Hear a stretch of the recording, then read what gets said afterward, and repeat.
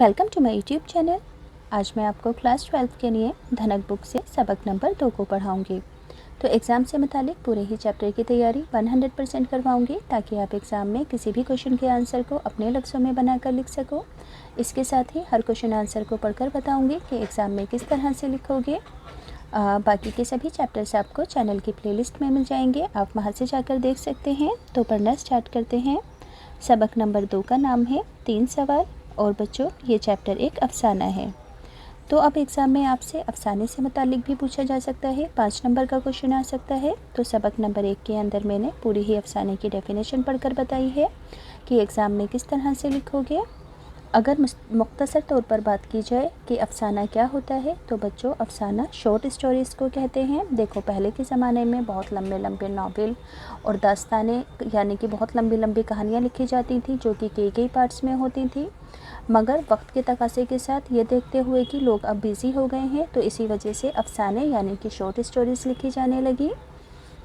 तो अफसाने की डेफिनेशन आप सबक नंबर 1 से स्टार्टिंग वाली वीडियो अगर स्टार्टिंग की देखेंगे तो आपको पता चल जाएगी कि एग्ज़ाम में किस तरह से लिखोगे।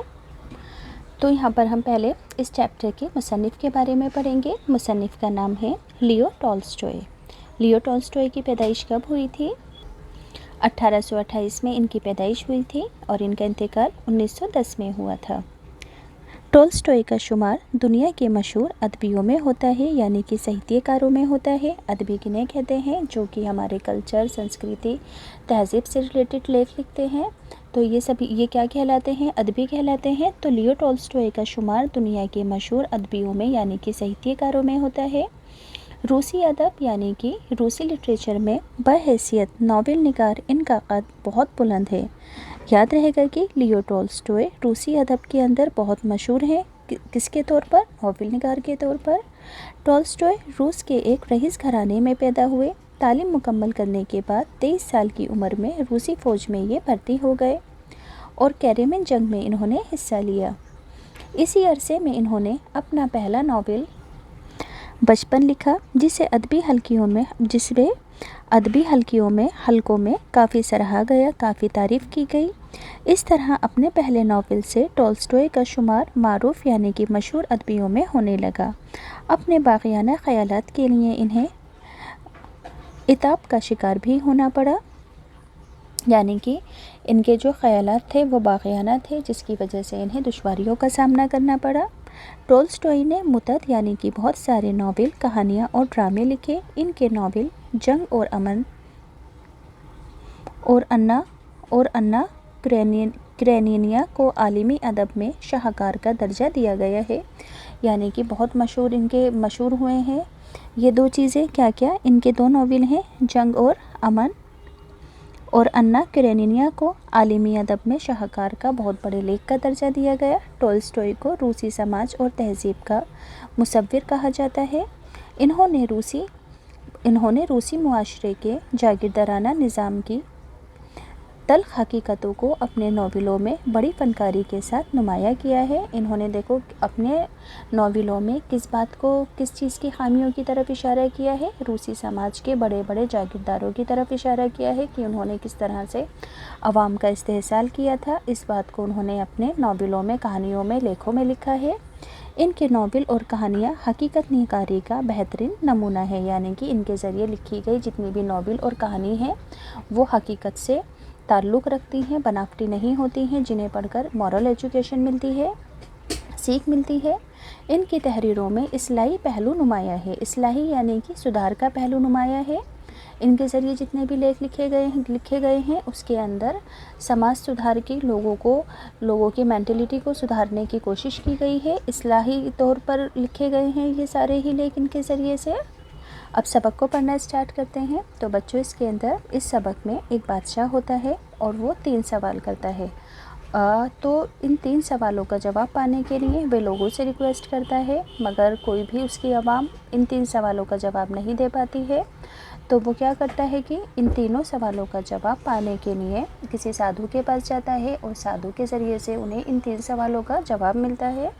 तो मैं चाहती हूँ कि सभी बच्चे इन तीनों ही सवालों को अपने जहन में बनाकर रखेंगे, क्योंकि ये हमारी ज़िंदगी से, हकीकत से बहुत ज़्यादा ताल्लुक़ रखते हैं। हमें यहाँ पर एक सीख दी गई है। تو پہلے پڑھیں گے اور پھر آپ کو خود بخود سمجھ میں آ جائے گا کہ ان 3 سوالوں کے ذریعے سے ہمیں کتنی اچھی بات سکھائی گئی ہے۔ ایک مرتبہ کا ذکر ہے کہ ایک بادشاہ کے دل میں یہ خیال آیا کہ اگر یہ بات معلوم ہو جائے کہ کسی کام کو شروع کرنے کا صحیح اور مناسب وقت کیا ہے، کن لوگوں پر بھروسہ کیا جائے اور کن لوگوں سے بچا جائے۔ کیا خیال آیا بادشاہ کے دماغ کے اندر کہ کسی بھی کام کو شروع کرنے کا مناسب وقت کیا ہے اور کن لوگوں پر بھروسہ کیا جائے اور کن لوگوں پر بھروسہ نہ کیا جائے، اور ناکامی سے بچنے کے لیے کس کام کو ضروری سمجھا جائے۔ جیسے ہی بادشاہ کے دل میں یہ خیال آیا، اس نے پوری سلطنت میں، اپنی پوری حکومت میں یہ اعلان کرا دیا کہ بادشاہ اس شخص کو بڑا انعام دے گا جو اسے بتائے گا کہ ہر کام کو شروع کرنے کا صحیح وقت کیا ہے، کون لوگ اہم ہیں اور کون سا کام سب سے زیادہ ضروری ہے جو اسے کرنا چاہیے۔ کیا 3 سوال تھے کہ ہر کام کو شروع کرنے کا صحیح وقت کیا ہے، کون لوگ اہم ہیں اور کون سا کام سب سے زیادہ ضروری ہے جو اسے کرنا چاہیے۔ بادشاہ کے اعلان کراتے ہی بادشاہ کے پاس بہت پڑھے لکھے لیکن اپنی اپنی سمجھ بوجھ کے مطابق سب نے الگ الگ جواب دیے اور بادشاہ کا مسئلہ حل نہ ہو سکا۔ بادشاہ نے کسی کو انعام نہیں دیا۔ اس نے طے کیا کہ وہ سلطنت کے مشہور ساتب سے ان 3 سوالوں کے بارے میں مشورہ کرے گا۔ بادشاہ معمولی لباس پہن کر جنگل میں سادھو سے ملنے کے لیے گیا، عام آدمی بن کر۔ بادشاہ نے دیکھا کہ سادھو اپنی کٹیا یعنی کہ جھوپڑی کے سامنے زمین گوڑ رہا تھا، یعنی کہ زمین کھود رہا تھا۔ زمین کھودتے کھودتے وہ بری طرح ہانپ رہا تھا سادھو۔ بادشاہ نے سادھو کے پاس جا کر کہا، میں تمہارے پاس اپنے 3 سوالوں کا جواب لینے آیا ہوں۔ کیا کہا بادشاہ نے سادھو کے پاس جا کر کہ میں تمہارے پاس اپنے 3 سوالوں کا جواب لینے آیا ہوں کہ میں یہ کیسے جان سکتا ہوں کہ صحیح کام کرنے کا صحیح وقت کیا ہے، وہ کون لوگ ہیں جن کی مجھے ضرورت ہے تاکہ میں ان لوگوں کو دوسروں کے مقابلے میں زیادہ افضل سمجھ سکوں، اور وہ کون سے ضروری معاملات ہیں جن پر فوری توجہ کی جائے۔ سادھو نے بادشاہ کے سوالوں کا کوئی جواب نہیں دیا اور پھر سے زمین کوڑنا شروع کر دی۔ بادشاہ نے سادھو سے کہا، معلوم ہوتا ہے کہ تم تھک گئے ہو، مجھے پھاوڑا دو، میں تمہارا کام کر دوں۔ سادھو نے بادشاہ کا شکریہ ادا کرتے ہوئے پھاوڑا اسے دے دیا۔ بادشاہ 2 کیاریاں گوڑ کر تھک گیا اور پھر اپنے سوالوں کا جواب سادھو سے طلب کیا، یعنی کہ سوالوں کا جواب مانگا۔ سادھو نے پھر کوئی جواب نہیں دیا۔ بادشاہ کو زمین کوڑتے کوڑتے شام ہو گئی، لیکن سادھو نے بادشاہ کے سوالوں کا کوئی جواب نہیں دیا۔ بادشاہ نے کہا، عقل مند آدمی، میں تمہارے پاس اپنے 3 سوالوں کا جواب لینے آیا تھا۔ اگر کوئی جواب نہیں دے سکتے تو کہہ دو، میں اپنے گھر واپس لوٹ جاؤں گا۔ سادھو نے بادشاہ سے کہا، دیکھو کوئی آدمی بھاگا ہوا آ رہا ہے، چل کر دیکھیں کہ وہ کون ہے۔ بادشاہ نے گھوم کر دیکھا تو ایک داڑھی والا زخمی آدمی جنگل کی طرف سے کرہتا ہوا بھاگا ہوا آ رہا تھا۔ بادشاہ کے پاس پہنچتے ہی بے ہوش ہو کر وہ زمین پر گر پڑا۔ بادشاہ اور سادھو نے اس آدمی کے کپڑے کھولے تو اس کے پیٹ میں ایک بڑا زخم تھا۔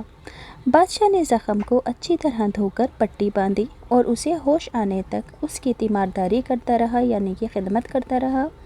بادشاہ نے سادھو کی مدد سے زخمی آدمی کو جھوپڑی کے اندر پہنچایا اور اس کو چارپائی پر لٹا دیا۔ بادشاہ بھی تھک ہار کر بے خبر ہو کر سو گیا۔ آنکھ کھلنے پر بادشاہ کافی دیر تک سوچتا رہا کہ یہ آدمی کون ہے۔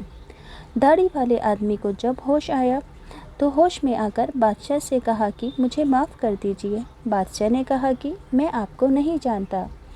آپ مجھے نہیں جانتے؟ زخمی آدمی بولا، مگر میں آپ کو اچھی طرح جانتا ہوں۔ میں آپ کا وہ دشمن ہوں جس نے آپ سے بدلہ لینے کی قسم کھائی تھی۔ آپ نے میرے بھائی کو قتل کر دیا تھا اور اس کی جائیداد ضبط کر لی تھی۔ داڑھی والے آدمی نے بادشاہ سے کہا، میں نے طے کیا تھا کہ جب آپ سادھو سے مل کر واپس لوٹیں گے تو میں آپ کو قتل کر دوں گا۔ آپ واپس نہیں لوٹے تو میں اپنے کمین گاہ سے نکل آیا اور آپ کے حفاظتی دستے نے مجھے پہچان لیا۔ ان سے بھڑن کے دوران میں زخمی ہو گیا۔ اگر آپ میرے زخم پر پٹی نہ باندھتے تو میں زیادہ خون نکل جانے کی وجہ سے مر گیا ہوتا۔ میں نے آپ کی جان لینی چاہی لیکن آپ نے میری جان بچائی۔ مجھے معاف کر دیجئے، میں زندگی بھر آپ کے غلام کی حیثیت سے آپ کی خدمت کرتا رہوں گا۔ اپنے لڑکوں کو بھی نصیحت کروں گا کہ وہ ایسا ہی کریں۔ یعنی کہ دیکھو، بادشاہ نے اس آدمی کی مدد کی تھی جو کہ اسے مارنا چاہتا تھا، مگر بادشاہ کا تو یہ بات پتہ ہی نہیں تھی، کیونکہ بادشاہ کا دل صاف تھا، وہ دوسروں کی مدد کرنا چاہتا تھا۔ اب وہ آدمی بادشاہ کے آگے بالکل زیر ہو گیا تھا کہ اسے سمجھ میں آ گیا تھا کہ بادشاہ انصاف پرست ہے، اچھا انسان ہے۔ تو داڑھی والے آدمی نے کیا فیصلہ کیا کہ وہ ہمیشہ پوری زندگی بادشاہ کی خدمت میں گزار دے گا، کیونکہ بادشاہ نے اس کی جان بچائی تھی۔ بادشاہ نے اپنے دشمن کو معاف ہی نہیں کیا بلکہ اس کی دیکھ بھال کے لیے اپنے نوکر اور شاہی طبیب یعنی کہ شاہی حکیم کو بھیجا اور اس کی جائیداد بھی اسے واپس کر دی۔ بادشاہ زخمی آدمی سے رخصت پا کر پھر سے اپنے سوالوں کا جواب لینے کے لیے سادھو کے پاس گیا اور کہا کہ میں آخری بار تم سے سوالوں کے جواب کی درخواست کرتا ہوں۔ سادھو نے کہا کہ آپ کو آپ کا جواب مل چکا ہے۔ بادشاہ نے کہا، کیسا جواب؟ میں کچھ سمجھا نہیں۔ یعنی کہ بادشاہ حیران ہو گیا اور سادھو نے کیا کہا کہ آپ کو آپ کے تینوں سوالوں کا جواب مل چکا ہے۔ سادھو نے کہا کہ اگر کل تم میری کمزوری پر ترس کھا کر ان کیاریوں کو نہ گوڑا ہوتا تو اپنے راستے چلے گئے ہوتے اور وہ آدمی تم پر حملہ کر دیتا اور میرے ساتھ نہ ٹھہرنے پر تم افسوس کر رہے ہوتے۔ کیا کہا سادھو نے؟ اگر کل تم نے میری کمزوری پر ترس کھا کر ان کیاریوں کو نہ گوڑا ہوتا تو اپنے راستے چلے گئے ہوتے تو وہ آدمی تم پر حملہ کر دیتا اور تم پچھتا رہے ہوتے میرے ساتھ نہ ٹھہرنے پر۔ تو وہ وقت سب سے اہم تھا جب کیاریاں گوڑ رہے تھے اور وہ سب سے زیادہ اہم میں وہ آدمی تھا اور میرے ساتھ نیکی کرنا سب سے اہم کام تھا۔ یعنی کہ دیکھو، تینوں سوالوں کا جواب مل گیا بادشاہ کو۔ کیسے ملا ابھی سمجھ میں آ جائے گا۔ جب وہ آدمی بھاگ کر ہمارے پاس آیا تو وہ وقت بڑا اہم تھا کیونکہ تم اس کی دیکھ بھال کر رہے تھے۔ اگر تم اس کے زخموں پر پٹی نہ باندھتے تو وہ تم سے صلح کیے بغیر مر جاتا، اس لیے وہ آدمی اہم تھا اور جو کچھ تم نے اس کے لیے کیا وہ بہت اہم کام تھا۔ ہمیشہ یاد رکھو کہ ایک ہی وقت بہت اہم ہے اور وہ ہے اب، یعنی کہ موجودہ وقت۔ یہ بہت اہم وقت ہوتا ہے، یعنی کہ اب جو چل رہا ہے، اس لیے کہ یہی وہ وقت ہے جب ہمیں طاقت حاصل رہتی ہے۔ سب سے اہم آدمی وہ ہے جس کے ساتھ تم ہو اور سب سے اہم کام یہ ہے کہ اس کے ساتھ نیکی کی جائے، اس لیے کہ انسان اسی مقصد کے لیے زندگی عطا کی گئی ہے۔ دیکھو، سب سے اہم چیز کیا ہے جو اب موجودہ سمے چل رہا ہے؟ سب سے اہم شخص کون ہے جو موجودہ حال میں ہمارے ساتھ ہے؟ اور سب سے اہم کام کون سا کام ہے؟ دوسروں کے ساتھ نیکی کرنا، جو کہ کسی کے بھی ساتھ ہو سکتی ہے کیونکہ انسان کا زندگی کا مقصد ہی نیکی کرنا ہے۔ اب بچوں، اس چیپٹر کے ٹیکسٹ بک کے ایک کوشچن آنسر ہیں، پڑھ کر بتاتی ہوں۔ بادشاہ کے 3 سوال کیا تھے؟ تو بادشاہ کے 3 سوال یہ تھے کہ کسی کام کو شروع کرنے کا صحیح وقت کیا ہے؟ ابھی میں نے بتایا کہ موجودہ حال یعنی کہ اب، اور وہ کون مناسب لوگ ہیں جن پر بھروسہ کیا جائے؟ تو موجودہ طور پر جو لوگ ہمارے ساتھ ہیں انہی پر بھروسہ کیا جائے، اور وہ لوگ کون لوگ ہیں جن سے بچا جائے، اور وہ کون سا کام ہے جس سے زیادہ ضروری سمجھا جائے تو اسے ناکامی کا منہ کبھی نہیں دیکھنا پڑتا، یعنی کہ نیکی کا کام۔ اگلا سوال ہے، بادشاہ سادھو کے پاس کیوں اور کس طرح گیا؟ تو بادشاہ سادھو کے پاس اپنے سوالوں کے جواب لینے گیا۔ بادشاہ نے معمولی کپڑے پہنے اور سادھو کی کٹیا سے پہلے ہی اپنے گھوڑے سے اتر پڑا اور اپنے ساتھیوں کو پیچھے چھوڑ کر اکیلا سادھو سے ملنے چلا گیا۔ اگلا سوال ہے، بادشاہ کا دشمن بادشاہ کی کس بات سے متاثر ہوا تھا؟ بادشاہ جب سادھو سے ملنے گیا تو بادشاہ کے دشمن نے بادشاہ کو قتل کرنے کا منصوبہ بنایا تھا، لیکن سپاہیوں سے ہوئی مٹ بھیڑ کے دوران وہ زخمی ہو گیا تھا۔ زخمی ہوئے آدمی کو جب سادھو کی کٹیا میں آ کر بے ہوش ہو گیا تھا، بادشاہ نے مرہم پٹی کر کے اس کو ہوش میں آنے تک اس کی دیکھ بھال کی۔ صحیح ہونے پر جب اس آدمی کو یہ معلوم ہوا کہ بادشاہ نے اس کی جان بچائی ہے تو بادشاہ کا دشمن بادشاہ کی رحم دلی اور ہمدردی سے بہت متاثر ہوا تھا۔ अगला सवाल है, साधु ने बादशाह के सवालों का जवाब किस तरह दिया? तो साधु ने बादशाह के सवालों का जवाब ये देते हुए कहा कि जब तुम मेरे लिए क्यारियाँ गोड़ रहे थे तो वो वक्त बहुत अहम था और मैं बहुत अहम आदमी था और मेरे साथ नेकी करना सबसे अहम काम था। जब दाढ़ी वाला आदमी भागकर हम लोगों के पास आया तो वो वक्त बड़ा अहम था जब तुम उसकी देखभाल कर रहे थे, क्योंकि अगर तुम उसके ज़ख्मों पर पट्टी ना बांधते तो वे तुमसे सुलह किए बगैर मर जाता। इसलिए वो बहुत अहम आदमी था। जो कुछ तुमने उसके लिए किया वो बहुत अहम काम था। इसलिए याद रखो कि एक ही वक्त बहुत अहम है और वो है अब। ये बहुत अहम वक्त है अब, और सबसे अहम आदमी वो है जिसके साथ तुम हो, और सबसे अहम काम ये है कि उसके साथ नेकी की जाए, इसलिए कि इंसान इसी मकसद के लिए इंसान को ज़िंदगी अता की गई है।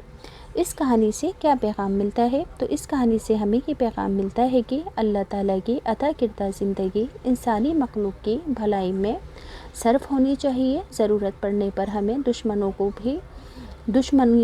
को भुलाकर उसके साथ भलाई करनी चाहिए, क्योंकि नेकी का बदला नेकी से मिलता है। तो बच्चों, इस सबक से क्या मोरल एजुकेशन मिलती है कि हमेशा हमें नेकी के काम करने चाहिए। वक्त पड़ने पर हमें दूसरों के काम आना चाहिए।